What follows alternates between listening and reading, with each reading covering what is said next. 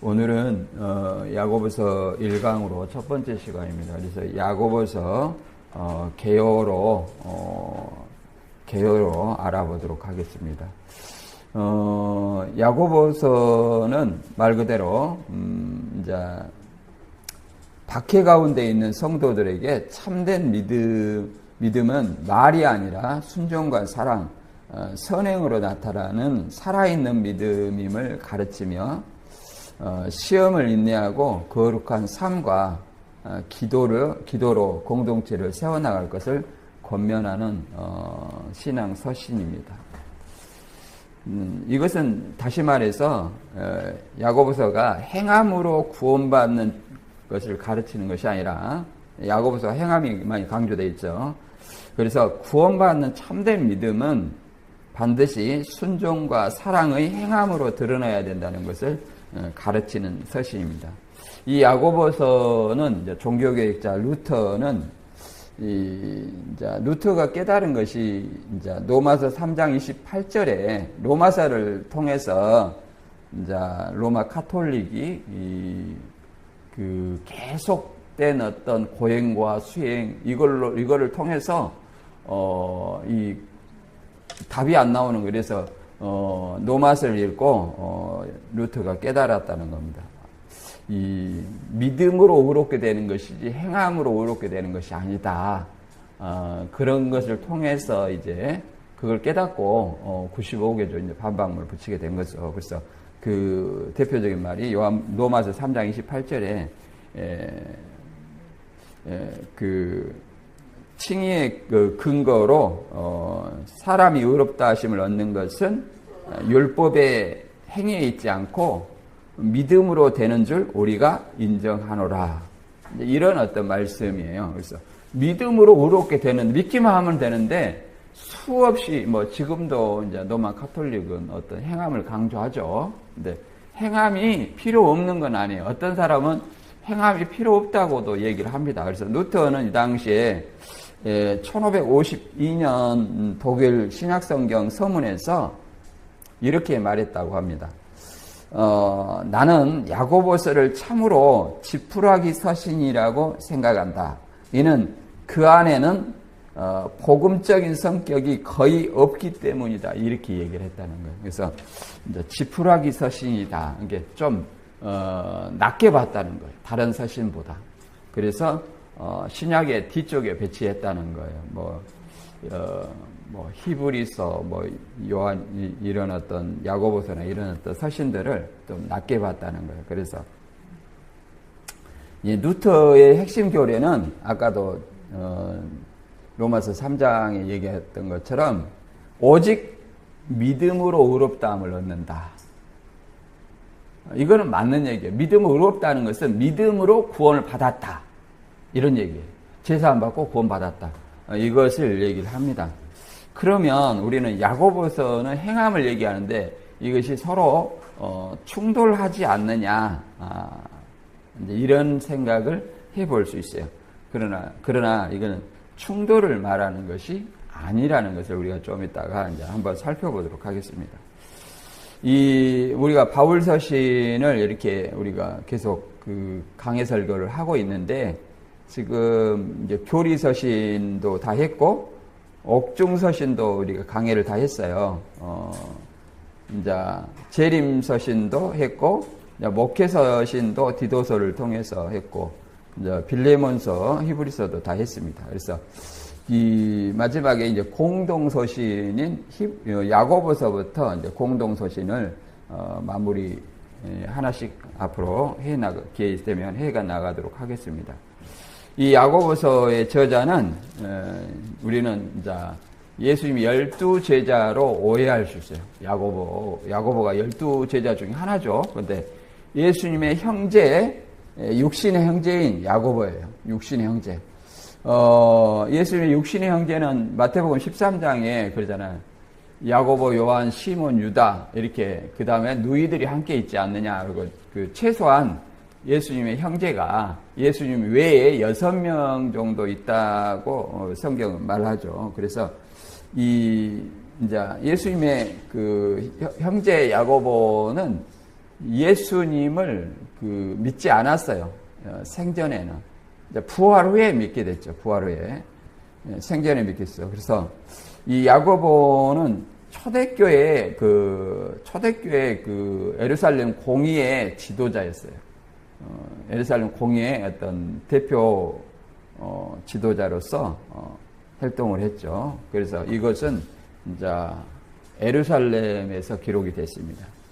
수신자는 이제 야고보서 1장 2절에 이렇게 보면 1장 1, 2절에 보면 뭐라고 나와 있냐면 흩어져 있는 여기 보면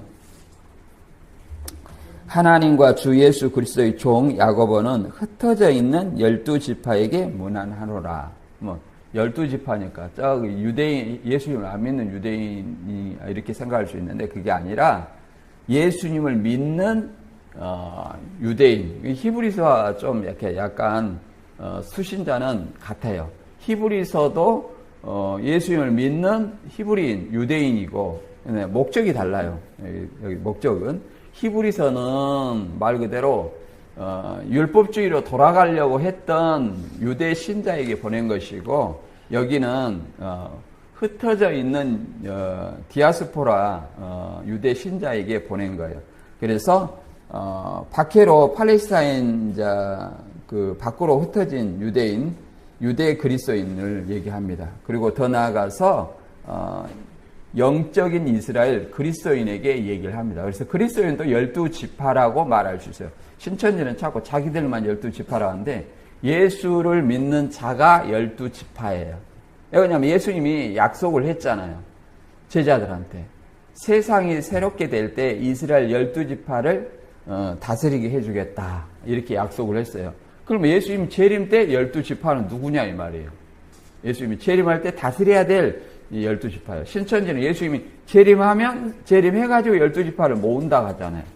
그리고 혈통이 아니기 때문에 무슨 지파에게 구분을 할 수는 없어요. 예수님 제자들이 구분했나요? 안 했잖아요. 예수님이 제자들이 12지파를 다스리게 한다는 것은 예수님의 제자들이 12지파의 수장이라는 거예요. 그죠?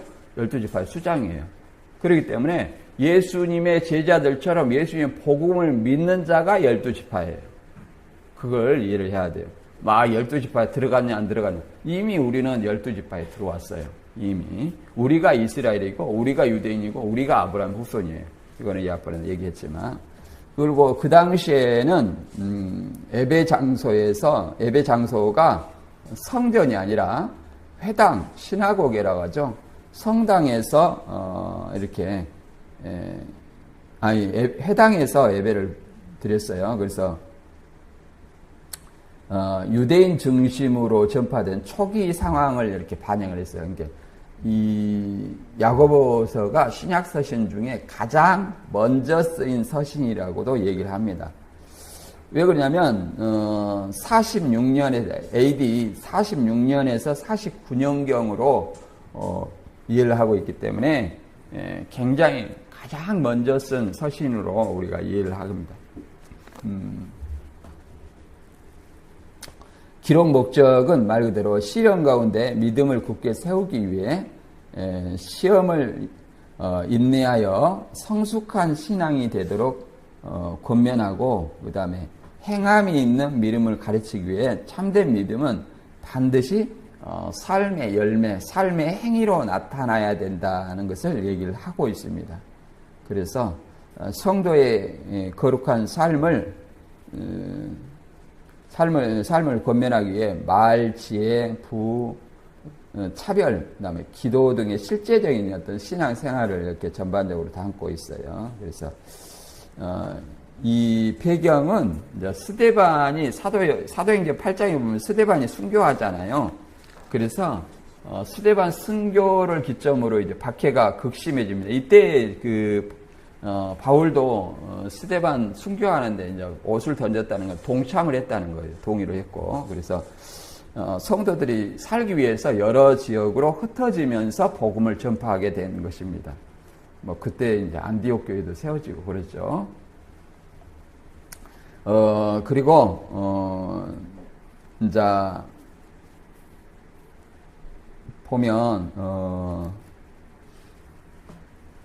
이제 이 믿음과 행함에 대해서 차이에 대해서 우리가 이렇게 나무 그림을 한번 보면 로마서 3장 28절에 바울은 믿음이 이제 칭의에 칭의라는 것은 의롭다 칭함을 얻는다는 거. 하나님께서 의롭다 칭함을 얻는다는 거예요. 의롭다 칭함을 받는다는 것 의미는 어떤 의미냐? 말 그대로 제사함 받고 구원받았다는 의미를 포함되고 있어요. 그리고 영적인 생명을 예수님이 우리한테 주었다는 것을 포함하고 있습니다. 그래서 의롭다 칭함을 받는다. 그럼 하나님이 일방적으로 의롭다 칭함을 받는 거예요. 죄인이 우리에게 예수 그리스도를 믿음으로. 그러므로 의로운 사람은 어떤 사람이냐? 하나님 앞으로 나아갈 자격을 얻는 하나님의 자녀예요. 그래서 칭의라고 얘기를 합니다. 근데 야고보서 2장 24절에는 뭐라고 나왔습니까? 이 행함으로 믿음으로만 아니라 행함으로 의롭게 된다 이렇게 얘기를 했죠. 그럼 이거에 충돌같이 느껴지지만 이렇게 충돌같이 느껴지지만 그렇지 않다는 거예요. 그렇지 않다. 왜 그러냐면 이 바울은 칭의의 근거를 말하는 거예요. 근거. 이게 뿌리라는 거예요. 뿌리, 나무 뿌리. 예수 그리스도를 믿음으로 의롭게 되었다. 예를 들어서 우리가 자녀를 입양을 했어요. 자녀가 됐죠. 자녀가 됐어요. 그럼 자녀가 되고 초중고 자녀로서 행해야 될 초등학교, 중학교, 고등학교, 대학교 이런 어떤 하고 그다음에 활동을 해서 부모를 봉양하고 이렇게 해야 되는데 이것이 없다는 거죠. 이것이 뭐냐? 열매라는 것은 행함이에요. 행함이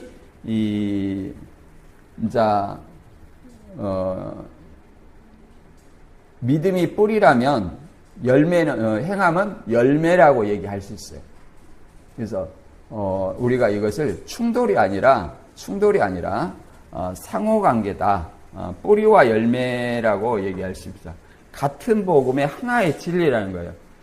물론 루터는 좀 이게 야고보서 서신을 이제 지푸라기 서신처럼 좀 이렇게 얕게 봤지만 여기서 잘못해서 지푸라기 복음이라고 했다는 말은 좀 왜곡된 겁니다. 이제 지푸라기 서신으로 부인하지 않고 좀 등급을 낮게 봤다 이렇게 우리가 이해를 할 수 있어요. 그래서 이 바울 사도와 예수님의 형제 야고보의 어떤 가르침은 상호 보완적이다 이렇게 우리가 얘기를 할 수 있습니다. 그럼 이렇게 행함을 강조했다는 것은 이제 디아스포라 유대인들이 그만큼 예수를 믿기만 하고 행하지 않았다는 거죠. 삶에서 그 열매들이 드러나지 않았다는 거죠.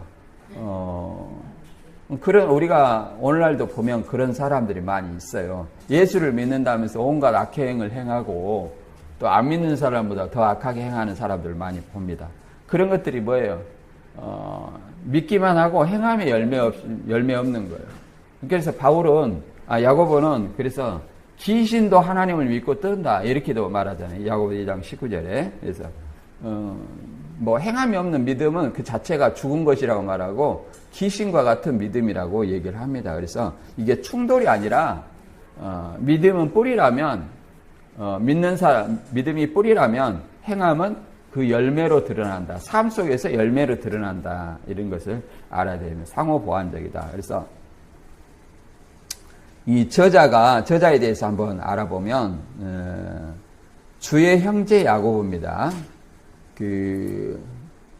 사도 야고보와 주의 형제 야고보의 차이점은 뭐냐면 사도 야고보는 요한의 동생이에요. 요한의 동생이고 사도행전 12장에서 헤로데에게 AD 44년경에 순교를 해요. 최초의 순교를 합니다. 그래서 이 기록 시기보다 너무 이른 거예요. 그래서 이 야고보는 사도 야고보가 될 수 없어요. 그래서 주의 형제 야고보는 예루살렘 초대 교회 지도자 감독이라는 겁니다. 그래서 이 예수님의 형제 야고보는 AD 62년경에 순교를 하게 됩니다. 그래서 생전에는 믿지 않았다는 것은 요한복음 7장 5절에 그의 생전의 형제들까지도 예수를 믿지 아니하여서 자신을 드러내려거든 예루살렘에서 가서 얘기해라 이렇게. 왜냐하면 자꾸 숨어 다니면서 제자들하고 자기가 메시아라고 얘기를 하니까 그래요 문제를 만들잖아요. 문제를 만드니까 형제도 그러잖아요. 우리도 집안에 보면 어떤 형제가 많은 형제가 있어요. 근데 어떤 한 형제가 툭 튀어가지고 사람들이 말도 안 되는 그런 얘기를 가. 내가 구원자니 뭐 이렇게 하고 다니면 얼마나 황당하겠어요. 그러니까 야고보도 가장 가까운 사람이잖아요. 가족이잖아요. 그러니까 구원자라고 이렇게 메시아라고 얘기하니 그것이 믿어졌겠어요? 당신이 구원자라면 예루살렘에 가서 떳떳하게 얘기하고 다녀라. 이렇게 얘기를 한 거죠. 그러나 고전 15장 7절에 보면 부활하신 주님께서 야고보에게 친히 보이셨다라고 여기 말한 야고보도 그 예수님의 형제 야고보예요. 그리고 이제 야고보가 얼마나 그 사도들 가운데 그 비중을 차지했냐고 하면 예루살렘 공의는 사도들의 모임이에요. 예루살렘 공의가. 이 예루살렘 공의에서 사도행전 15장에 보면 1차 전도 여행을 떠나서 이제 이방인들이 믿음으로 구원을 받잖아요. 그러니까 유대 신자들이 구원은 우리 것인데 왜 이방인들이 믿음으로 구원을 받느냐 이런 어떤 서로 그 교리 다툼이 생긴 거예요. 그 교리 다툼을 어디서 결정을 했냐면 예루살렘 공의회에서 결정을 한 거예요. 결정을 어떻게 했어요? 율법을 안 지키고 할례를 행하지 않고 믿음으로 우리도 저희와 함께 구원받는 줄 안다 이렇게 해서 하나님의 은혜로 구원을 받는다 이렇게 정의한 거예요. 그 역할을 쉽게 말해서 예루살렘 공의회 의장 역할을 한다 사람이 누구냐면 야고보예요. 부활 후에 믿어서 굉장히 사도들의 리더가 된 거죠. 그래서 갈라디아서 2장 9절에도 이제 기둥 같은 인물로 세 인물을 얘기하는데 베드로, 요한, 그 다음에 야고보라고 얘기합니다. 우리는 이렇게 얘기하면 베드로, 요한, 야고보 나오면 누구를 생각해요? 예수님의 사도를 생각해요. 근데 갈라디아서는 51년경에 기록된 거예요. 51년경에. 그러면 44년경에 이미 사도 야고보는 순교를 했단 말이에요. 그렇기 때문에 갈라디아에서 등장을 언급할 수 있는 인물이 아니에요. 그래서 갈라디아서 2장 9절에 나온 베드로, 요한, 야고보 기둥 같은 인물이라고 얘기하는 것은 말 그대로 누구를 얘기하냐면 사도 야고보가 아니라 주의 형제, 예수님의 형제 야고보다. 더 나아가서 이제 어떤 배경 속에서 기록됐냐면 이제 이 외적 핍박과 내적 세속화라는 이중적인 위기에서 이제 흩어져 있는 유대인들, 유대 성도, 유대 신자들이 이제 말 그대로 스데반 순교 이후에 유대인 박해를 피해서 유대교의 박해를 피해서 사방에 흩어졌습니다. 그래서 이들의 위기는 동족 유대계의 대대적인 박해입니다. 바울도 말 그대로 이 산헤드린 공회에서 예수를 믿는 자들을 잡아 가둘 수 있는 어떤 공문을 가지고 가다가 다맥스에서 예수님을 영접했잖아요. 그런 것처럼 대대적인 박해. 그 다음에 삶 자체가 시련. 그런 가운데, 시련 가운데 가는 곳마다 복음을 전파했어요. 가는 곳마다. 우리 참빛교회도 지금 어려운 어떤 상황인데 우리가 각각의 이 처한 환경 속에서 최선을 다해야 됩니다. 최선을 다하면서 내 사명이 무언가 이걸 뭐 내가 누구 형편 봐준다, 누구 사정 봐준다 이게 아니라 주님이 나를 봐주시는 거예요. 내가 누구한테 상급을 받냐면 주님께 상급을 받는 거예요. 주님께. 내가 주님을 바라보고 신앙하지 사람을 보고 신앙을 하는 것은 아닙니다. 그래서 제가 상급을 주는 건 아니잖아요. 저도 상급 받기 위해서 이렇게 노력을 하고 있는 거예요. 저 나름대로 최선을 다해서 노력을 하고 있는 거예요. 그래서 여러분들이 신앙을 누구 때문이 아니라 우리 참빛교회 성도라면 주님 앞에서 내가 참빛교회 성도로서 어떻게 행해야 될 것인가 이걸 생각하고 해야 됩니다. 이 사도들도 외적인 어떤 그런 핍박과 고난 가운데서도 내가 복음을 전파했다는 거예요. 고난 가운데. 그리고 내적 위기는 세속화, 서로 비방하고 판단하고 가난한 자를 무시하고 다툼과 분쟁을 일삼고 세상의 지혜를 따라서 부를 축적하는 이런 어떤 생활을 했습니다. 그래서 이런 어떤 세상 속에서 이제 사도 야고보, 예수님 형제 야고보가 이 편지를 쓰게 된 거죠. 그 다음에 예루살렘은 이렇게 글이 보면 가장 밑에 있죠. 가이사랴 밑에 있는데 그 우쪽에 보면 안디옥 있죠. 안디옥 이렇게 퍼져 나간 거예요. 이렇게 안디옥으로 이렇게 흩어져 가지고 안디옥 교회가 세워진 거죠. 그 다음에 이렇게 보면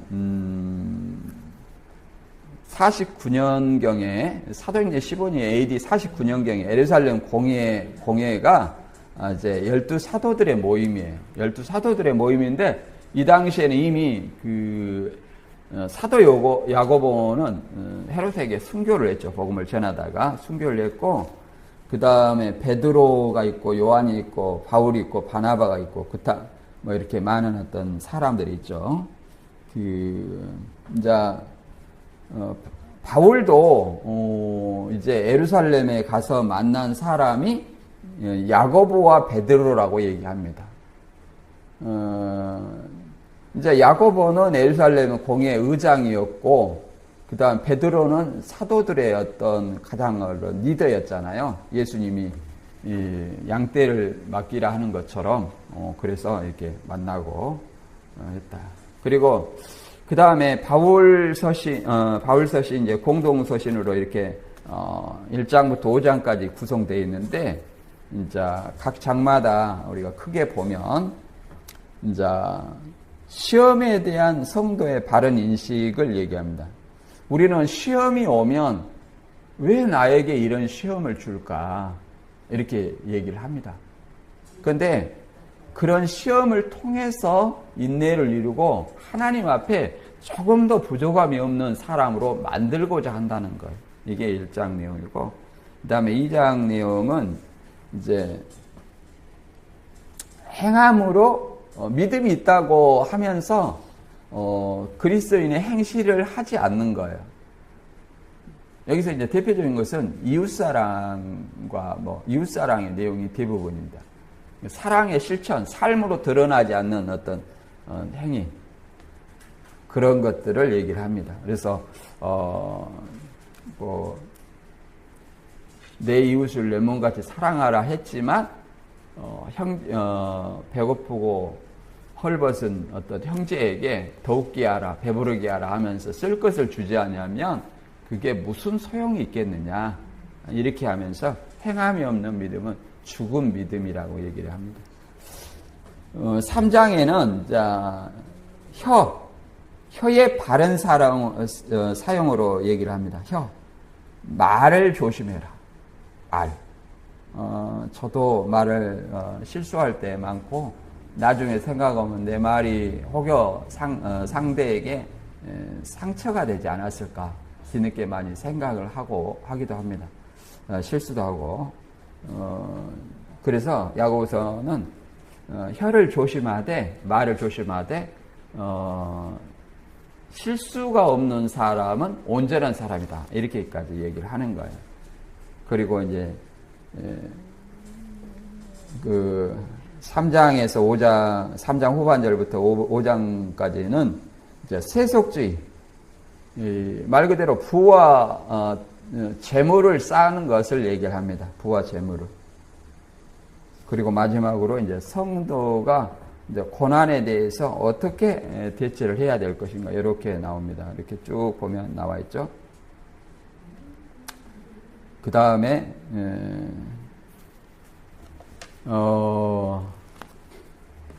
이제 로마서를 노마서의 노마서가 이신칭의 또는 이신득이, 이신득이라는 것은 이신칭의와 유사한 말로 이제 그 같은 말이에요. 거의 유사한 말인데 우리 개혁주의는 이신득이라는 말을 많이 쓰고 이제 루터파는 이제 이신칭의를 많이 씁니다. 근데 거의 비슷한 말이에요. 이신득이라는 것은 믿음으로 의로움을 얻었다 이런 거예요. 이신칭의는 믿음으로 의롭다, 칭함을 얻었다, 칭했다 이런 얘기예요. 그러니까 거의 같은 말이에요. 그래서 이신득이 믿음을 가장 값싼 믿음을 교정하기 위해 기록됐다고 합니다. 믿기만 하면 된다. 믿기만 하면 구원받고 천국은 따놓은 당상이다 하고 아무런 어떤 행위가 하지 않는 그 행함이라는 것은 성화 열매예요. 성화 열매예요. 그래서 바울은 말 그대로 이런 이신득이와 그다음 아전 인수격인 해석, 그다음에 그 신앙을 통해서 돈을 부자여야만 올바른 신앙이다. 이런 세속화된 신앙, 합리화.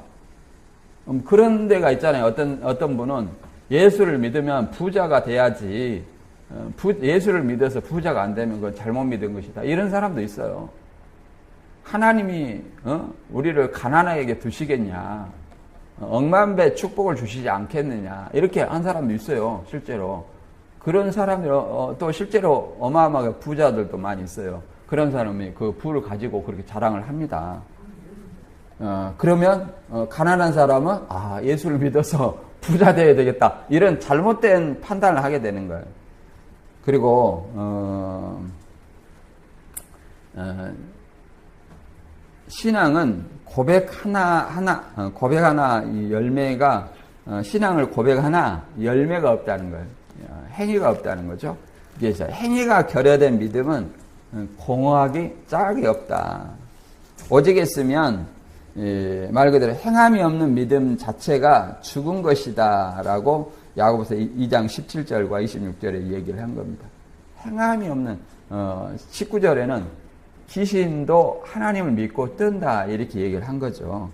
그 다음에 2장 14절에는 믿음과 행함에 대해서 설명하기를 같이 읽어볼까요? 2장 14절 시작. 형제 여러분, 믿음이 있다고 하면서 실천하지 않으면 무슨 소용이 있겠습니까? 그런 믿음으로 구원을 받을 수 있겠습니까?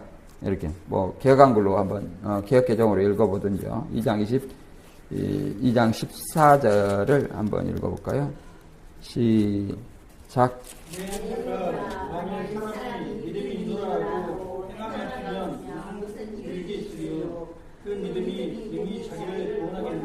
예, 그러죠. 그 믿음이 자기를 구원하겠느냐라고 얘기를 합니다. 이와 같이 24절에는 사람이 의롭게 되는 사람이 행함으로 의롭다는 식을 받고 믿음으로만 아니라는 거야. 믿음으로만 의롭게 되는 것이 아니라 행함의 열매가 반드시 맺어야 된다. 그래서 믿음의 은혜, 믿음으로 구원받는 은혜가 곧 방종된 면은 아니라는 거죠.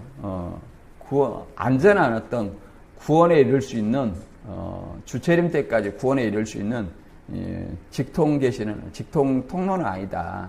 우리가 이걸 알아야 됩니다. 물론 구원파는 이렇게 믿어요. 예수를 믿음으로 내가 어떤 죄를 짓든지 다 사함 받았기 때문에 천국은 따는 당상이다. 이렇게 얘기를 하죠. 천국은 따는 당상이다. 그것은 잘못된 구원관입니다. 그리고 야고보서 이제 연대표를 잠깐 보면 주님 승천 후에 20년이 되지 않은 시점에 기록된 신약 최초의 문서로 이렇게 얘기를 합니다. 혹자는 이제 갈라디아서를 신약 최초의 서신이라고도 얘기를 합니다. 51년경에 상당히 빠른 시간에 기록됐거든요. 그러나 신약 최초의 문서는 야고보서다. 야고보서. 왜 그러냐 보면 30년경에 이제 예수님의 생애, 여기서 BC 4세기경에 이제 예수님이 BC 4년에 예수님이 탄생했다고 이렇게 얘기를 하죠. 근데 실제로는 BC 5년이라고 얘기합니다. 그 창조과학에서. 그 다음에 AD 32년에서 34년에 스데반이 순교하고 유대인 박해가 이제 본격화됐고요. 그 다음에 44년에 사도 야고보가 이제 사도행전 12장에 순교를 해요. 그리고 46년에서 49년 사이에 이제 야고보서가 기록이 됩니다. 따라서 이때 기록된 것은 예수님의 형제 야고보다. 그리고 47년에서 58년까지 1, 2, 3차 전도행이 갔고, 이제 49년에 이제 그 예루살렘 공의에 야고보가 의장 역할을 했고요. 네로 54년부터 68년까지 네로 통치 하에서 이제 또 박해가 시작이 되죠. 그 다음에 62년에 야고보가 순교했습니다. 야고보가. 62년에 순교한 것은 네로 박해로 인해서 순교를 한 거죠. 네로 박해는 로마 화재를 기독교인에게 이제 걸려서 기독교인들이 죽게 되는 거예요. 그래서 이런 것이 있다. 그 다음에 참된 믿음은 시험에 의해서 검증된다는 거예요. 시험. 시련은 밖에서 오고 유혹은 안에서 난다. 이런 말이 있습니다. 시험은 헬라어로 이제 시련과 유혹으로 유혹이라는 중의적인 어떤 표시입니다. 그러면 시련이나 시험을 당할 때에 우리는 어떤 자세를 가져야 되냐? 야고보서 1장 2절에는 이렇게 얘기합니다. 우리가 이제 공감하지 못하겠지만 이렇게 얘기해요. 형제 여러분, 여러 가지 시험을 당하더라도 그것을 기쁨으로 여기십시오. 누가 시험을 당하는데 기쁨으로 여기겠어요? 근데 그건 생각의 차이예요. 생각에. 나에게 시험이 오는 것은 이제 하나님이 더 좋은 것을 위해서 준비하셨다. 이렇게 생각하면 그것이 기쁠 거예요.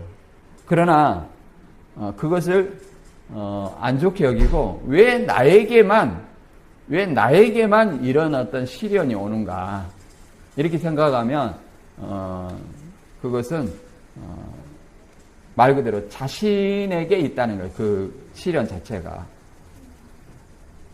그 자체가 기쁨으로 여겨지지 않겠죠. 여기서는 시험을 당하더라도 그걸 기쁨으로 여기십시오. 근데 왜 그러냐? 믿음의 시련은 인내를 만들어낸다는 걸 아십니까? 인내를 통해서 온전한 사람을 하나님이 보시기에 온전한 사람을 만들어 놓는다는 거예요. 우리도 보면 화실 속에 꽃보다도 들에 핀 꽃이 더 강한 생명력이 있다는 것을 압니다. 우리 사람도 여러 가지 시련을 통해서 성장한 사람만이 어떠한 고난이라도 이겨낼 수 있는 사람이에요. 그러나 조용조용히 금싸라기 아들, 딸로 자라나면 어떻게 돼요?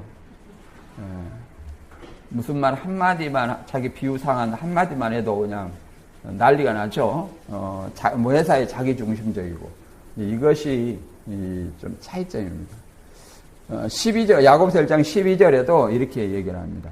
시험을 견뎌내는 사람은 복이 있습니다. 시험을 이기고 인정을 받은 사람은 하나님이 자기를 사랑하는 사람들에게 약속하신 생명의 면류관을 받을 것입니다. 이게 시험을 기쁘게 여기라는 것은 그것을 통과했을 때 말 그대로 하나님께서 인정을 하시고 그에게 생명의 면류관, 영생을 약속하신다 이렇게 얘기를 하는 거예요. 그래서 그러면 시험이 하나님께서 주신 것이냐? 야고보서는 그렇게 말하지 않습니다.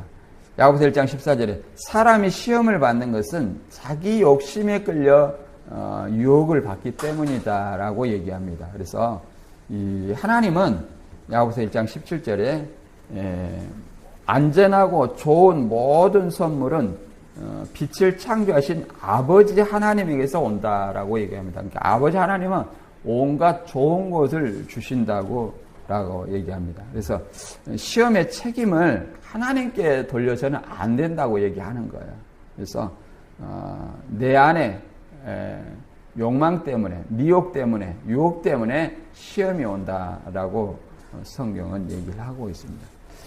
또 이제 참된 믿음은 시험에 의해서 검증된다 이렇게 얘기를 했죠. 그 다음에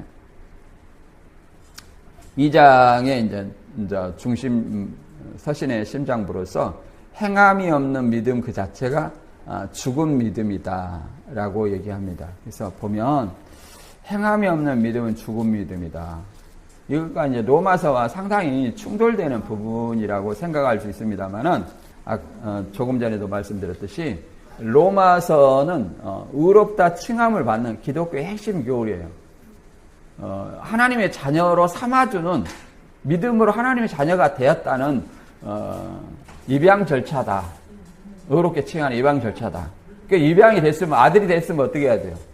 아들로서 아버지의 뜻이 무엇인지 이제 순종과 사랑이 삶 속에서 드러나야 된다는 거예요. 드러나야 된다는 거예요. 그래서 야고보서 1장 2장 5절에 보면 이제 이렇게 얘기를 합니다. 여기서 왜 그러냐면 부자와 가난한 자의 차별이 굉장히 심했다는 거예요. 부자와 가난한 자. 그래서 이웃사랑을 얘기를 합니다. 사랑하는 형제 여러분, 내 말을 잘 들으십시오. 하나님은 세상에 가난한 사람들을 택하여 믿음에 부요하게 하시고 자기를 사랑하는 사람들에게 약속한 나라를 그들의 소유하게 하지 않으셨습니까? 이렇게 얘기합니다. 세상에 가난한 사람들. 그러니까 보면 예수를 믿는 어떤 동기가 결코 등 따시고 배부른 사람이 아니라는 것을 얘기를 해요. 세상에 가난한 사람들, 그들에게 하나님은 기회를 주시는 거예요. 영원한 축복을 받을 수 있는 기회를 주시는 거예요. 기회를. 그래서 믿음에 부요하게 하사 하나님 나라를 상속하게 하신다는 거예요. 부한 사람은 가난한 사람의 마음을 모를 수도 있습니다. 가난한 사람은 가난한 사람 마음을 알 수 있죠. 그리고 더 소중한 거예요. 자기에게 이제 하나씩 떨어지는 것들이 하나님이 자기한테 어떤 것들이 주신다면 굉장히 그것이 더 소중한 거예요. 예. 그래서 야고보서 2장 26절에 영혼 없는 몸이 죽은 것 같이 행함이 없는 믿음 자체가 죽은 것이다 라고 얘기합니다. 그래서 믿음과 행함은 말 그대로 믿음과 행함은 서로 충돌된 것이 아니라 뿌리와 열매, 믿음은 뿌리, 나무의 뿌리와 같은 입장이고 행함은 그 열매다. 그래서 믿는 사람은 반드시 여기서 행하면 성화라고 말할 수 있어요. 성화. 행함으로 드러나야 된다. 삶 속에서 이렇게 얘기를 할 수 있습니다. 여기 다 못하면 이제 이 다음에 계속 할게요. 그 다음에 3장은 이제 지체 중에 가장 작은 여가 온 생의 바퀴를 불살한다 라고 얘기를 합니다. 그래서 또 언어는 믿음의 가장 두드러진 증거라고 얘기해요. 입술로 마음으로 믿어 의에 이르고 입으로 고백 그잖아요. 입술로 고백한다고 얘기하잖아요. 입으로 시인한다고 얘기하잖아요. 입으로 시인해서 구원을 얻는다. 이게 여기서 시인이라는 것은 말 그대로 누구에게 시인하는 것이 아니라 자기 생명을 위태롭게 할 만큼 예수를 믿으면 죽인다는 그 위기 앞에서도 나는 예수님을 믿습니다 이렇게 고백할 수 있는, 나는 예수를 믿기 때문에 죽음을 두려워하지 않습니다 이렇게 고백할 만큼의 그걸 얘기를 합니다. 우리가 저도 가끔 얘기하지만 155년경에 이제 로마 박해 때 황제 숭배 박해로 인해서 폴리캅이 순교 위기에 처했을 때 그 나이가 86세였습니다. 그때 화형에 처해질 위험이 있었어요. 황제 숭배를 안 해서. 그래서 예수를 부인하고 황제 숭배를 하면 살려주겠다 했지만 이제 폴리캅은 이렇게 얘기를 했다고 그래요. 주님께서 나에게 86년 동안 아무런 잘못을 하지 않았는데 내가 어떻게 주님을 부인하겠습니까? 라고 얘기하면서 스스로 화형의 길을 걸어갔다고 얘기하는 거예요.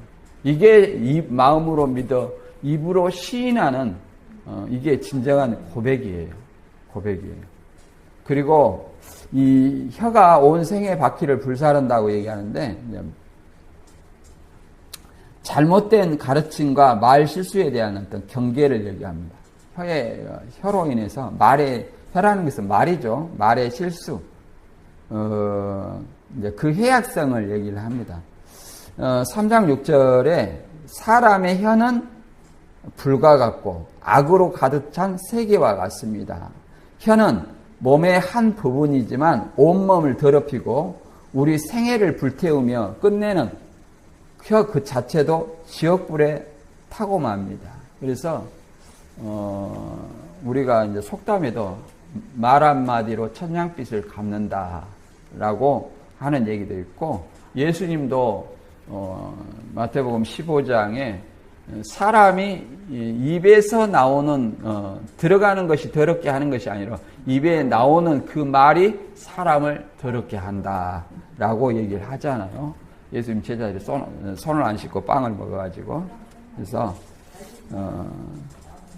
이것을 더 심각하게 이제 얘기를 하죠. 야고보서 3장 10절 11절에는 이제 이렇게 한 입에서 찬송과 저주가 나오고 있습니다. 형제 여러분, 이런 일이 있어서는 안 될 것 같습니다.